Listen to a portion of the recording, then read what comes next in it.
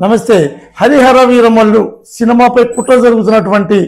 ఆరోపణల నేపథ్యంలో మొట్టమొదటి చర్యలు ఏదైతే ఉన్నాయో అవి చర్యకి శ్రీకారం చుట్టడం జరిగింది. ఈ కుట్రలో భాగంగా ఎవరైతే ఉన్నారో వాళ్ళని వదిలిపెట్టే ప్రసక్తి లేదు. దీని మీద తీవ్రమైనటువంటి విచారణ చేపట్టాలని ఆంధ్రప్రదేశ్ ఉప ముఖ్యమంత్రి కార్యాలయం నుంచి మరి ఆదేశాలు వెలువడిన నేపథ్యంలో పుట్టలోని పురుగులాగా ఒక్కొక్క నిర్మాత వచ్చి ఆ నలుగురిలో నేను ఆ కుట్రలో నేను లేను అంటూ ఒక్కొక్కరు తప్పించుకున్న నేపథ్యంలో నిన్న సాయంత్రం పెట్టిన ప్రెస్ మీట్లో దిల్ రాజు ఏదైతే ఉన్నాడో ఈ వాతావరణం రావడానికి కారణం జనసేన పార్టీ నాయకుడైనటువంటి సత్యనారాయణ అని చెప్పి ఆయన తెలియజేయడంతో ఒక్కసారిగా ఉలిక్కిపడినటువంటి పార్టీ సొంత పార్టీ వాడినైనా సరే ఉపేక్షించొద్దన్న పవన్ కళ్యాణ్ ఆదేశాల మేరకు ఈ అత్తి సత్యనారాయణ అనేటువంటి ఎవరైతే ఉన్నారో రాజమండ్రి నగర నియోజకవర్గ ఇన్ఛార్జి ఆయన్ని దీనికి కీలకమైన బాధ్యుడిగా గుర్తించి అతన్ని సస్పెండ్ చేయడమే కాకుండా పార్టీ సభ్యత్వాన్ని కూడా సస్పెండ్ చేస్తూ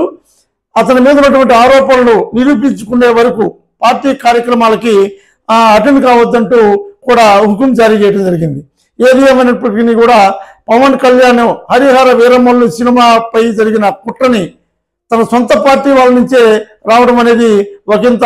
ఆశ్చర్యకరమే కాకుండా అంతటి దుస్సాహసం ఎవరూ చేయలేరని సినిమా పెద్దలందరూ 4 రోజులుగా చెబుతున్నప్పటికీ కూడా ఇది కుట్ర జరగలేదు, ఇది యాదృచ్ఛికంగా జరిగిందా కుట్రగా జరిగిందా అనే దశలో ప్రభుత్వం నిజాలు నిగ్గుదేల్చడమే కాకుండా ఇంతటితో మెత్తపడకుండా ప్రభుత్వం కూలంకుషంగా విచారించి ఏదైతే పవన్ కళ్యాణ్ చెప్పిన అన్ని యొక్క నిబంధనల ప్రకారమే సినిమా పరిశ్రమ వల్ల ఆంధ్రప్రదేశ్కి ఆదాయం చేకూర్చే దశలో ప్రభుత్వం వెనక్కి తగ్గకుండా పనిచేయాలని చెప్పి చేస్తే బాగుంటుందని చెప్పి తెలియజేసుకుంటూ ఏదైతే ఈ హరిహర వీరమల్లు సినిమాపై జరుగుతున్న కుట్ర నేపథ్యంలో